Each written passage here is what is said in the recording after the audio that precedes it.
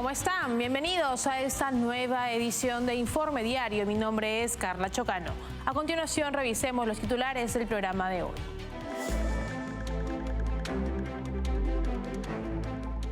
El presidente de Estados Unidos, Donald Trump, firmó una orden ejecutiva para designar a cárteles de la droga y grupos criminales como el Tren de Aragua de Venezuela y la Mara Salvatrucha de El Salvador como organizaciones terroristas extranjeras.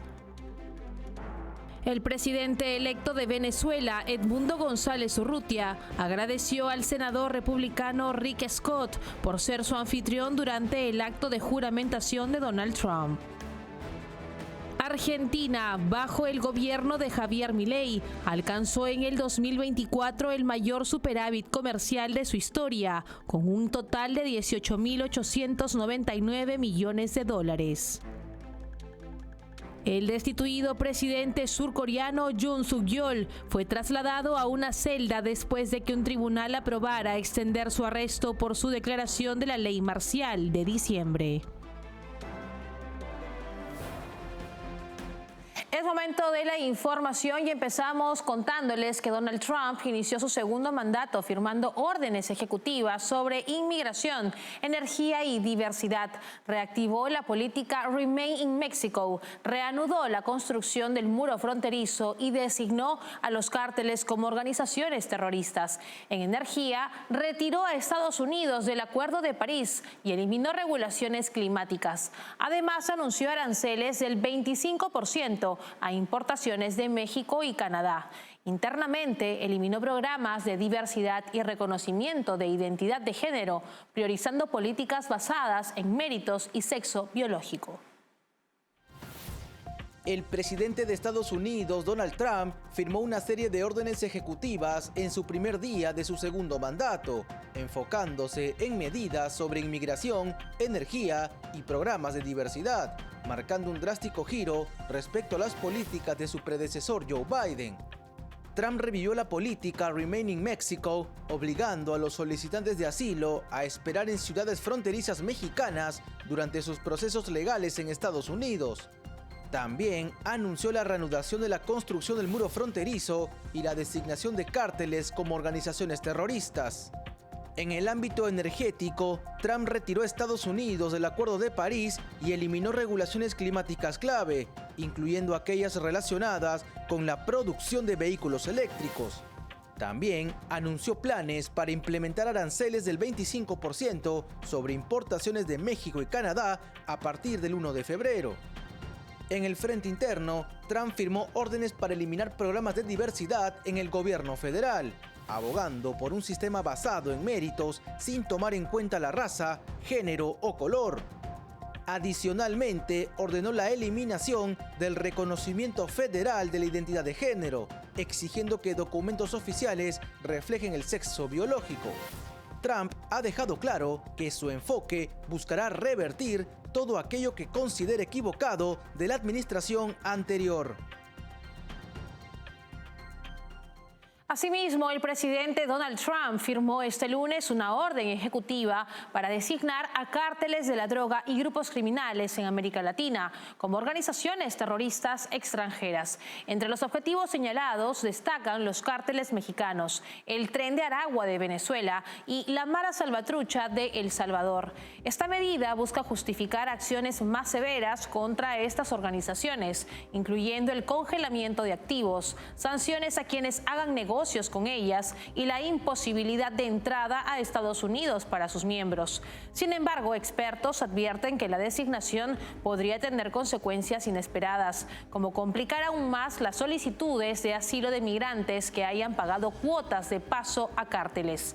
El anuncio surge en un contexto de creciente violencia en México, donde el secuestro del capo Ismael El Mayo Zambada desató un conflicto interno en el cártel de Sinaloa, dejando cuerpos mutilados y un clima de terror. Las organizaciones criminales han diversificado sus actividades, abarcando desde el tráfico de migrantes hasta la extorsión en la industria del aguacate.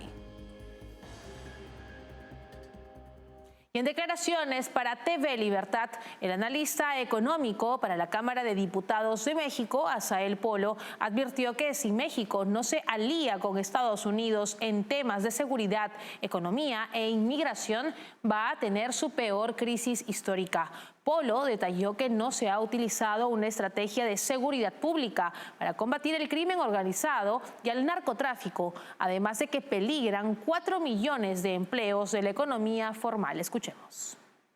Hay un dato muy significativo en esto donde México debe sí o sí cooperar con ellos. Está en riesgo de corto plazo 4 millones de empleos directos de la economía formal, cuando México el año pasado solamente pudo crear 250,000 empleos. Imagínense, la brecha es de 3.750.000 empleos. Nos podría meter en una crisis bueno, ya no crisis, se llama en teoría económica en una depresión donde difícilmente vamos a salir adelante. Nos deja niveles de empleo de 15 años antes, a niveles de 15 años. Entonces, en ese sentido, México debe de cooperar con Estados Unidos en primera instancia, como bien lo comentaba Werner, es porque no se le ha considerado, no se ha utilizado una estrategia de seguridad pública para combatir al crimen organizado y al narcotráfico. Si no se alinea México en ese sentido con Estados Unidos, yo lo admito de este momento, nos vamos a meter en la peor crisis histórica de México, no contemporánea ni moderna, sino de toda la historia de nuestro país. Asimismo, en declaraciones para TV Libertad, el economista y analista político Werner Schuller destacó del discurso inaugural del presidente Donald Trump su compromiso por resolver los problemas económicos que sufren los ciudadanos norteamericanos. Schuller recordó que la administración de Biden y Harris expandió la deuda pública mediante emisión monetaria, lo cual ha terminado afectando a las familias estadounidenses. Y el factor principal que ha motivado el votar por Trump o no ha sido el factor económico en los Estados Unidos. Estados Unidos, las familias americanas han pasado y todavía están en la cola de una época muy compleja y muy dura. Y él, yo creo, en el discurso ha ido directo a la médula, ha ido al meollo de este asunto, que tiene que ver con algo que salvajemente, desde mi punto de vista, no parece una palabra técnica, pero no encuentro otra, ¿no? La administración Biden ha expandido la deuda pública americana, y eso es emisión, y eso es lo que todos conocemos como maquinita, y lo que hace es atentar contra el poder adquisitivo directamente de las familias y de los ciudadanos en un país, y en este caso estamos hablando de Estados Unidos. Entonces yo creo que ha sido clarísimo en que ese es uno de los puntos centrales, si no el más importante y más urgente. Y lo que ha anunciado está claro, ¿no? Esta cercanía de Milei, está claro que no solamente es simpatía y una visión ideológica común, etcétera, sino que ha visto cómo en un país tan importante como la Argentina y con tantos problemas, ¿no? No es del tamaño de Estados Unidos, pero es una nación tremendamente importante, pues en muy poco tiempo han podido resolver un tema que parecía endémico y sin solución. Entonces, ha planteado directamente, y lo ha dicho entre palabras, recortes tremendamente fuertes en el presupuesto de gasto de los Estados Unidos. Y en declaraciones para TV Libertad, el periodista y analista político Alberto Medina destacó del discurso inaugural de Donald Trump su enérgico llamado a la unidad nacional. Medina también subrayó que al tratarse de su último mandato como presidente, Trump se propondrá devolver a Estados Unidos el liderazgo protagónico en la geopolítica, un rol que, según Trump, se ha diluido durante la administración de Joe Biden. Bueno, es muy interesante el inicio de esta etapa por varias características que soltaron también en el discurso, ¿no? En primer lugar, me sorprendió la potencia y dedicación que le dio a la épica trazada hacia el futuro. Es decir, está evidentemente poniendo a este mandato presidencial, vos lo decías recién, el último de sus posibilidades, porque no tiene reelección, lo cual también convierte a este mandato en la necesidad de pasar a la historia, porque no hay margen político personal para apostar por algo que tenga que ver con sí mismo, y eso lo ha puesto a Trump en un discurso de bisagra temporal en la historia americana, poniéndose de alguna manera como una herramienta volver a poner a Estados Unidos en el lugar que estuvo antes y devolverle esa cuota de protagonismo que perdió en su interpretación durante los últimos años. Eso me sorprendió porque durante varias estrofas, varias partes del discurso lo planteó empíricamente, ¿no? Y lo otro, por supuesto, es este llamado a la unidad, que también la mencionó en varias ocasiones, intentando de alguna manera abrazar ese voto americano que va más allá del voto republicano, que de alguna manera probablemente sienta que ha sido prestado en esta elección de gente que está obviamente desilusionada con lo que ha pasado. Y creo que también ahí hay un intento de contener a buena cantidad de votantes que no son del partido propio y que forman parte de este nuevo Estados Unidos que define Trump. Hay muchos aspectos interesantes de los anuncios que ha hecho, algunos ya eran conocidos, otro le ha dado un énfasis muy particular, pero me quedaría con esos dos elementos que me parece que son interesantes, el de la unidad y el de la épica. Con estas declaraciones nos vamos a la primera pausa del programa. Regresamos con más en Informe Diario. Café Sombra de Pino. Un café diferente que crece a la sombra de pinos en Villarrica. Ya lo saben, Café Sombra de Pino.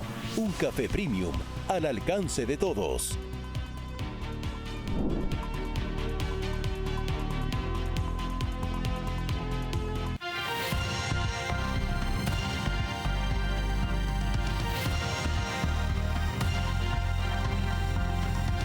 Continuamos en Informe Diario. La opositora venezolana Magali Meda, asilada en la Embajada de Argentina en Venezuela desde marzo del 2024, denunció graves violaciones a sus derechos humanos por parte del régimen de Nicolás Maduro. Junto a otros opositores, enfrenta condiciones extremas, sin electricidad ni acceso a alimentos. Meda exige respeto al derecho internacional y acción inmediata ante el asedio y hostigamiento en un contexto de creciente represión política en Venezuela. La opositora venezolana Magali Meda denunció este lunes una serie de violaciones a sus derechos humanos mientras se encuentra asilada en la Embajada de Argentina en Venezuela, donde reside desde el 20 de marzo del 2024 junto con otros 4 opositores. Meda, colaboradora cercana del presidente electo Edmundo González Urrutia y la líder opositora María Corina Machado, afirmó que sigue siendo víctima de la falta de respeto al derecho internacional que protege a los asilados políticos. A través de la red social X, Meda denunció que, recientemente, las autoridades de la dictadura de Nicolás Maduro no permitieron el acceso a comida en la residencia, lo que agrava la difícil situación que viven los asilados. Llevamos casi 60 días sin servicio eléctrico, aseguró, revelando que los fusiles que suministraban electricidad a la sede diplomática fueron retirados, sumiendo a los opositores en condiciones extremas. La residencia, ahora custodiada por personal diplomático de Brasil tras la expulsión de los representantes argentinos, se ha convertido en una especie de prisión. Los asilados, entre ellos Pedro Urruchurtu, Omar González, Claudia Macera y Humberto Villalobos, todos miembros del partido 20 Venezuela, afirmaron que la calle donde se encuentra la embajada está completamente vigilada por agentes de seguridad del régimen chavista, quienes realizan patrullajes constantes las 24 horas. Meda y los demás opositores alertaron sobre el asedio, el acoso, el cerco y el hostigamiento a los que están sometidos. En su mensaje, exigieron que se respeten sus derechos, destacando que los salvoconductos son un derecho y pidieron una acción inmediata antes de que sea demasiado tarde. Este caso evidencia nuevamente la persecución política que sufre la oposición en Venezuela, donde el régimen de Nicolás Maduro continúa con su represión y violación de los derechos humanos en su intento de silenciar cualquier voz disidente. Y por su parte, el presidente electo de Venezuela, Edmundo González Urrutia, expresó su gratitud al senador republicano Rick Scott por recibirlo como invitado en la ceremonia de juramentación de Donald Trump. González destacó el simbolismo democrático del encuentro y reafirmó el compromiso de Estados Unidos con la causa venezolana. Por su parte, Scott reiteró su apoyo al líder opositor, subrayando su lucha conjunta por la libertad y democracia en Venezuela. El presidente electo de Venezuela, Edmundo González Urrutia, agradeció al senador republicano Rick Scott por ser su anfitrión durante el acto de juramentación del presidente Donald Trump. En un mensaje en redes sociales, González Urrutia expresó su gratitud y destacó el simbolismo de este encuentro. La alternancia, el respeto a la soberanía popular marcan el espíritu democrático de este momento, subrayando la importancia de estar entre los pocos invitados de este evento histórico. Esta invitación, según Edmundo González, refleja el firme compromiso de Estados Unidos con la causa venezolana, su libertad y la reconstrucción de la democracia en el país. Por su parte, el senador Rick Scott reafirmó su apoyo al líder opositor venezolano, señalando en un mensaje de agradecimiento: "Gracias al legítimo presidente de Venezuela por acompañarme en la inauguración del presidente Donald Trump. Espero trabajar juntos para traer un nuevo día de libertad y democracia a Venezuela". Este intercambio subraya la sólida relación entre ambos líderes en su lucha conjunta por la restauración de la democracia en Venezuela y la defensa de los derechos humanos del pueblo venezolano. La colaboración entre Rick Scott y Edmundo González Urrutia refleja el compromiso internacional con la causa venezolana. Ambos continúan luchando contra la dictadura de Nicolás Maduro y buscan que se logre una alternancia democrática, un principio clave en la visión del futuro para Venezuela, y buscan incidir positivamente en el camino hacia la reconstrucción de la democracia y la recuperación de la soberanía popular en el país sudamericano. Y en otras noticias, el gobierno de Javier Milei ha logrado un hito importante en la economía argentina con la obtención de un superávit comercial récord en el 2024. Según el informe publicado por el Instituto Nacional de Estadísticas, Argentina alcanzó un superávit de 18.899 millones de dólares, el mayor de su historia. Este notable crecimiento es el resultado de una disminución de las importaciones y un aumento significativo en las exportaciones agropecuarias. En el 2024, Argentina exportó productos por un total de 79.721 millones de dólares, mientras que las importaciones fueron de 60.822 millones de dólares. Este balance positivo se traduce en un superávit comercial mensual de 1.670 millones de dólares en diciembre, marcando 13 meses consecutivos de superávit, lo que refuerza la capacidad de la economía argentina para sostener su crecimiento. El mayor superávit previo se había registrado en el 2009 con 16.885.8 millones de dólares y en el 2023 el país había terminado con un déficit de 6.900 millones de dólares. Este cambio refleja el impacto de las políticas implementadas por Milei, quien también logró reducir la inflación del 211% al 117% en su primer año de gestión. En cuanto a las exportaciones, Argentina experimentó un aumento del 19.4% interanual, con productos primarios y manufacturas agropecuarias como los principales motores del crecimiento. Nos separamos por unos instantes, regresamos enseguida con lo último. Café Sombra de Pino, un café diferente que crece a la sombra de pinos en Villarrica. Ya lo saben, Café Sombra de Pino, un café premium al alcance de todos.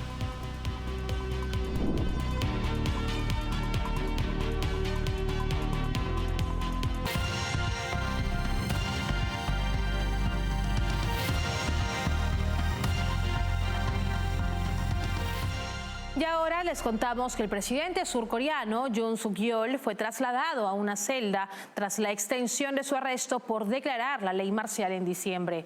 Es el primer presidente en ejercicio arrestado en Corea del Sur. La extensión permite mantenerlo detenido hasta por 20 días mientras continúan las investigaciones. Manifestantes, seguidores de Yoon, asaltaron el tribunal que aprobó su arresto, causando tensiones. Yoon defiende su declaración como un acto de gobernanza contra actividades antiestatales y espera el fallo del Tribunal Constitucional. El presidente surcoreano Yoon Suk-yeol ha sido trasladado a una celda en el centro de detención de Seúl después de que un tribunal aprobara extender su arresto por su declaración de la ley marcial de diciembre. Este es un momento histórico, ya que Yoon es el primer presidente en ejercicio de Corea del Sur que ha sido arrestado. A raíz de la extensión de su arresto, el presidente no podrá recibir visitas, excepto la de sus abogados. Yoon cooperó con las autoridades, permitiendo que se le tomara una foto policial y se le realizara un examen físico. El director del Servicio Correccional de Corea, Shin Jong-hee, explicó que están trabajando junto con la policía y el Servicio de Seguridad Presidencial para garantizar la seguridad del centro y del presidente, debido a las preocupaciones por los seguidores de Yoon. Estos seguidores el domingo asaltaron el tribunal que aprobó la prolongación de su arresto, enfrentándose a la policía y causando destrozos en el edificio. La policía fue desbordada por los manifestantes, que escalaron los muros exteriores del tribunal y usaron objetos para romper las ventanas y acceder al interior. La situación ha generado un ambiente de alta tensión en torno al arresto de Yoon. Con la extensión de su arresto, los investigadores podrán mantener a Yoon en detención hasta por 20 días, contando los días que ya ha pasado desde su arresto el 15 de enero. El presidente defiende que su declaración de estado de excepción fue un acto de gobernanza, dirigido a alertar a la oposición que, según él, realizaba actividades antiestatales y para favorecer al régimen de Corea del Norte. Fue destituido por el Parlamento el 14 de diciembre y ahora espera que el Tribunal Constitucional decida si su cese será ratificado o si será restituido en el cargo. Así llegamos al final en esta edición de Informe Diario. Para más información pueden escanear el código QR que aparece ahora en sus pantallas. Estamos en www.grupotvl.com. Nos pueden seguir también en Twitch como TVLESP. Nos escuchan a través de Spotify como TVL en español. Y recuerden suscribirse a nuestro canal de YouTube TVL en español, donde podrán ver y seguir nuestra señal en vivo. Hasta una próxima edición. Permiso. Ya.